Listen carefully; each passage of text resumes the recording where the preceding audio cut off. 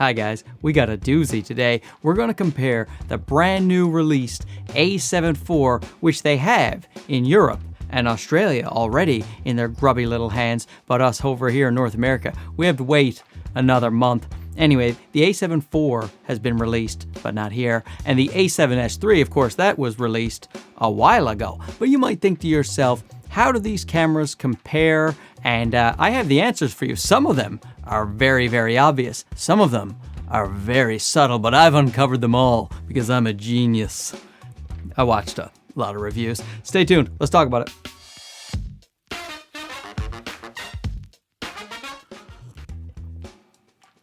So if you haven't seen one of these videos before, and if you haven't, I'd be surprised because I'm kind of a big deal. But what I do is people seem to find it helpful. I put up the differences between the two cameras. I write the words on the screen as to what the differences are so you can reference it all video long, and so that you can see exactly what you're getting for your money. All right, so let's go with the advantages that the A7S3 has over the A7IV. They want me to call it Alpha 7IV, but you don't own me. I can do whatever I want. So with the A7S3, one of the major selling points is the 4K 120. It is cropped in at, from the full sensor, 1.1 times, so it's a very small crop, and you get 4K 120. That is a very difficult thing to find in the camera world, so it's a big point for the A7S3. The A7IV doesn't do it at all. It does 120 only in 1080.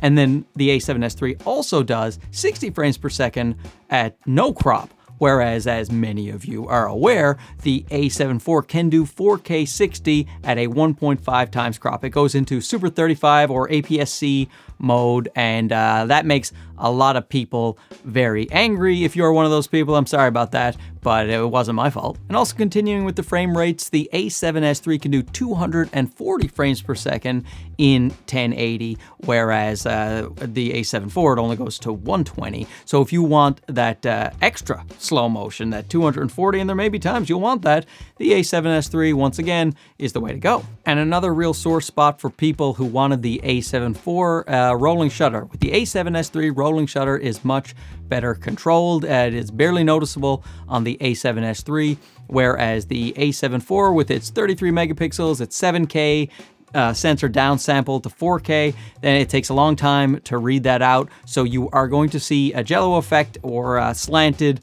objects if you're filming fast-moving objects like cyclists, the Lance Armstrong people, the one testicle guys going past. You're going to see those guys slanted, and NASCAR as well, stuff like that, slanted. And so when it comes, if you're going to be doing a lot of fast-moving objects, or you're going to be doing a lot of whips and pans, then the A7S3 is going to beat the A7IV quite soundly. The A7S3 is better in low light with a caveat. It's better in low light overall. Its native range is from 80 to 102,400, and you can also expand that all the way up to an insane 400, I'm looking at my notes, an insane 409,600. So obviously, I don't know where you're gonna need 409,600. You're literally in a bunker, you're in a cave, you're doing wartime documentaries, then hey, the A7S3 is definitely the way to go. Now the reason I say a caveat, because even though the A7IV does 100 to 51,200 in its native ISO and expandable up to 204,800, even though it does that, the fact is, in low light situations, in reasonable low light situations, the A7IV actually, in many people's opinion, looks a bit better than the A7S3 in low light. Let's say you're at ISO 10,000.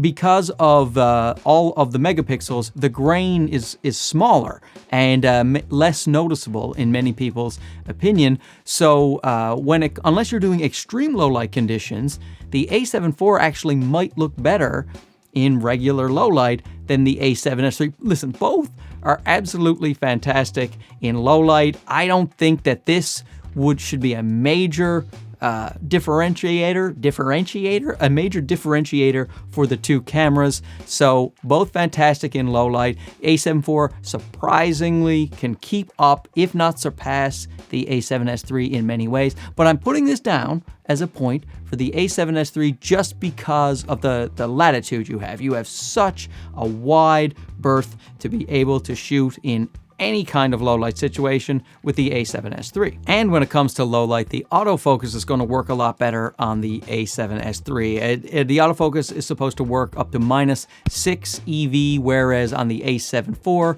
it works up to -4 EV. So once again, if you're doing low light, the A7S3 is going to be for you.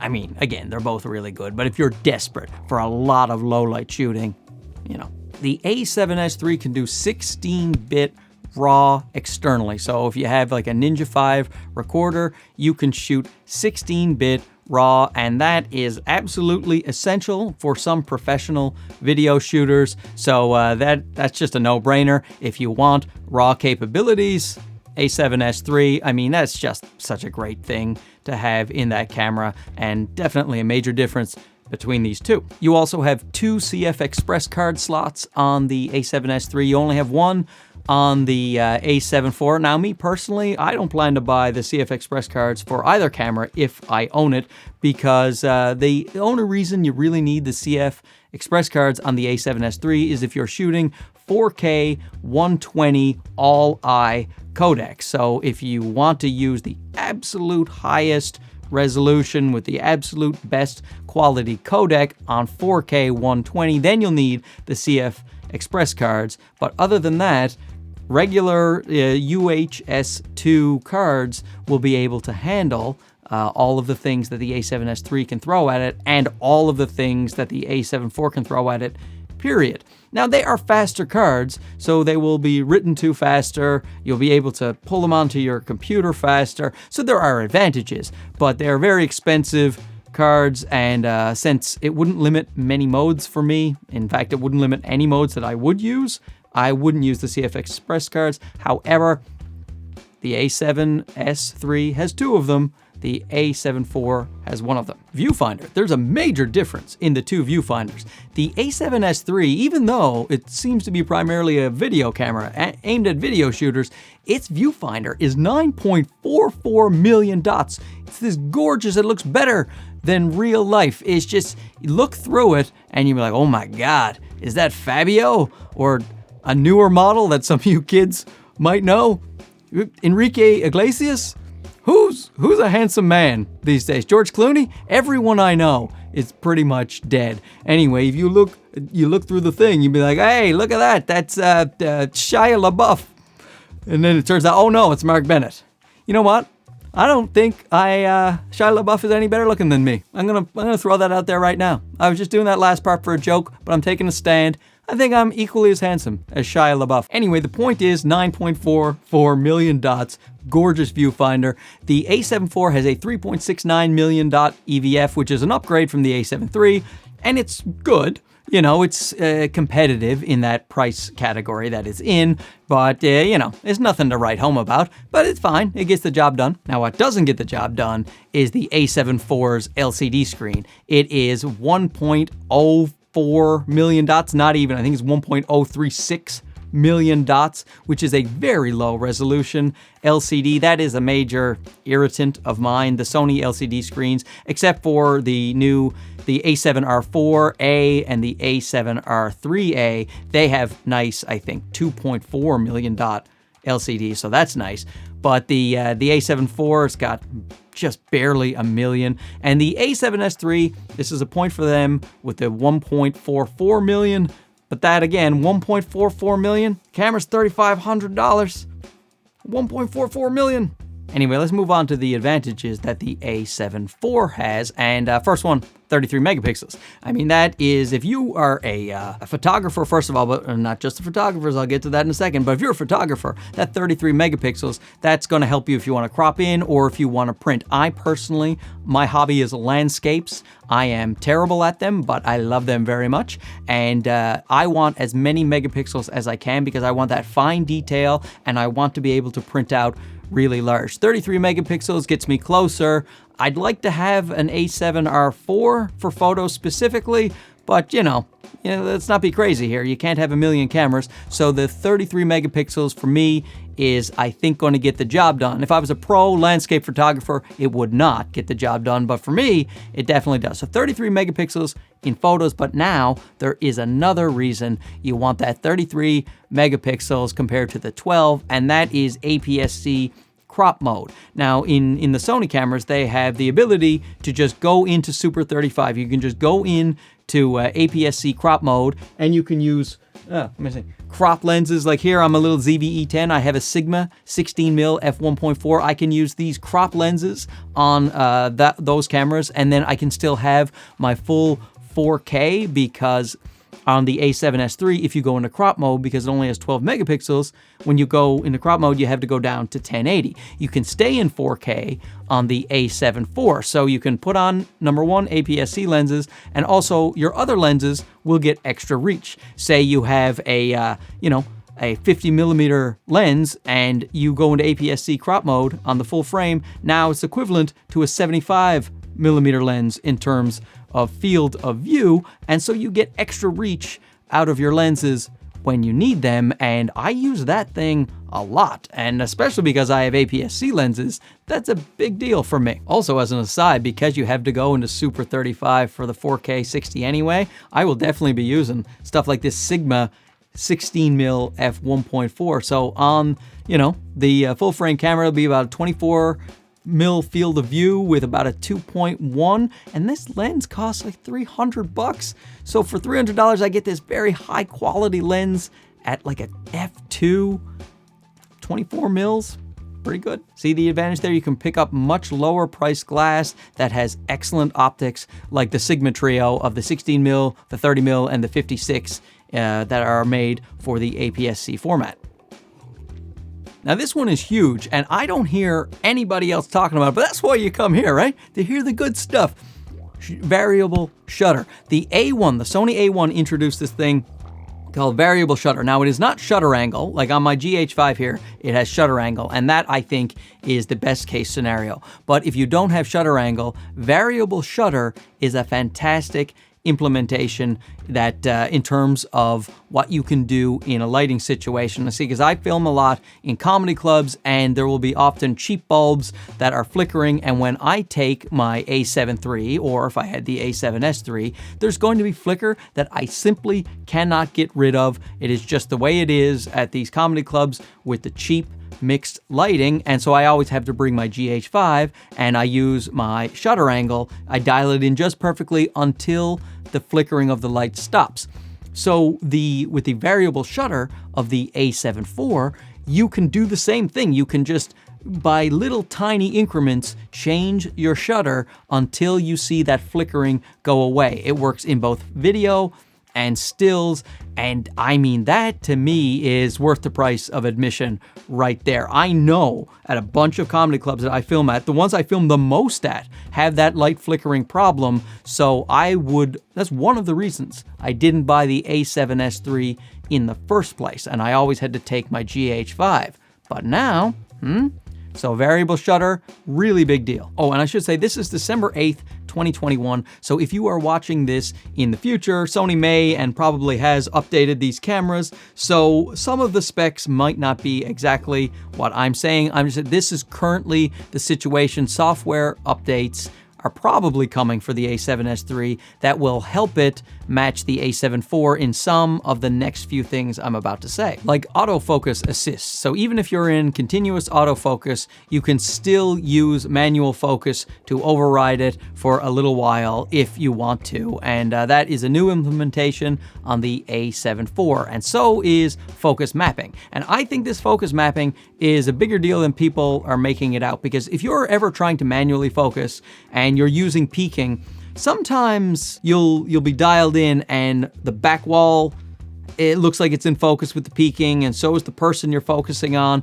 but really when it comes down to it, you're missing it by a little bit. Even when you punch in, it's hard to tell sometimes. So to have that focusing map where like there's colors in front and behind, and the thing that you want in focus is the only thing that you can see in focus. Well, that is very good, and I think that update will be coming to the A7S3, but it's just currently not in there. Eye autofocus. The A7 IV has more eye autofocus modes than the A7S3. So in terms of pictures, you can have human, animal, and bird in the A7 IV. You just have human and animal in the A7S3 in terms of photos. In terms of video, it gets even worse. The A7 IV has human and animal, but the A7S3 only has human eye detect. So I don't know if that will change. The little ZVE10 has animal eye detect in video, and so does the A7C. So I think it might come to the A7S3, but currently it doesn't have it. In terms of streaming, the A7 IV is much better. You can do 1080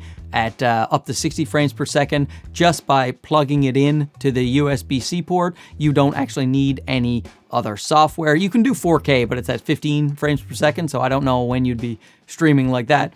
But 1080 up to 60 is great. The A7S3, you have to go through software to do so. And speaking of the USB-C port, then you can do 10 gigabytes per second through the USB-C in the A7 IV. It's only 5 on the A7S3. And two more things, you can enable a shutter closed mode because the Sony sensors are dust magnets. So I'm happy to see this, that you can have the shutter automatically close when you take off a lens, and that might save you from a lot of sensor cleaning, which I always have to do on my Sony cameras. Very glad that that's in there. And then there's the last one, which is another very big one, and that is the dual dial. So on the bottom of the dial on top, what you have is the ability to just switch between photos, video, and S&Q very quickly. And that serves two purposes. One, you can just go through the modes very quickly without going into the menu, but also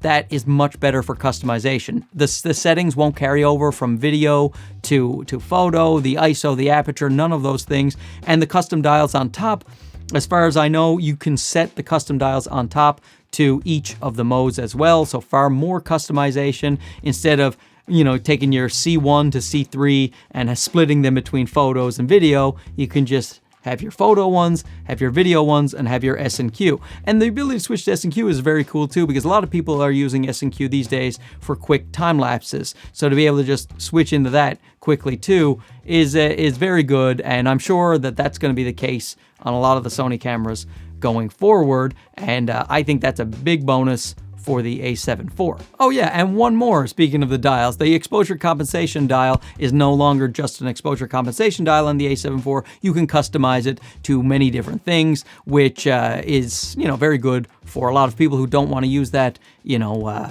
exposure compensation there. You can still lock it like you can in the Sony A7S3, but you can change it to whatever suits your needs. And of course, we come to the price. The A7 IV is $2,500 and the A7S3 is $3,500. And this is in American money, not like us Canadians up here with monopoly money, real deal American dollars that you make because you went out in your truck and you baled some hay, and you have to spend $3,500 for the A7S3. That is a substantial amount of money more. And in Canada, I mean, it's even worse. It's $3,000 for the A7 IV and $5,000 for the A7S3.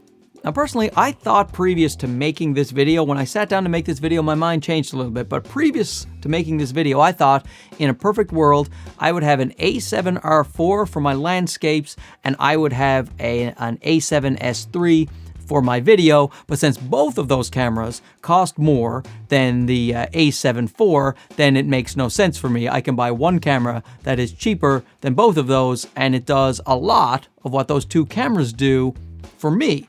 But the thing is, it's actually more than that. With that variable shutter, I mean, that makes a really big difference to me. So in terms of video, I need that. So the A7 IV is probably the way to go, even if I had an A7R4. You know what? I should have all three. That's how I solve this, okay? I just said in a perfect world, right? Why do I have limited money in a perfect world? So I would get the A7S3 so that I could have, you know, my 120 4K, and when I do my bunker World War II shoots, you know, and then I have my A7IV for my general purpose and my variable shutter angle when I need, well, not shutter angle, my variable shutter speed when I need it, and then my A7R4 for my beautiful mountain landscapes where I'm taking pictures of goats and their hairy, I almost said butts, but that doesn't seem like a good landscape photo. Anyway, I hope this cleared it up for you. It certainly gave me pause, you know. Now I tell you what, because I've pre-ordered the A7 IV, and I gotta tell you, as a guy who doesn't shoot a ton of slow motion, it's got all the things that I need. Thanks for watching. I hope my face didn't bore you too much. Don't forget to like and subscribe. Leave a comment if you got one. We'll talk to you again soon. Okay, bye-bye. I mean, at least the hair's interesting, right?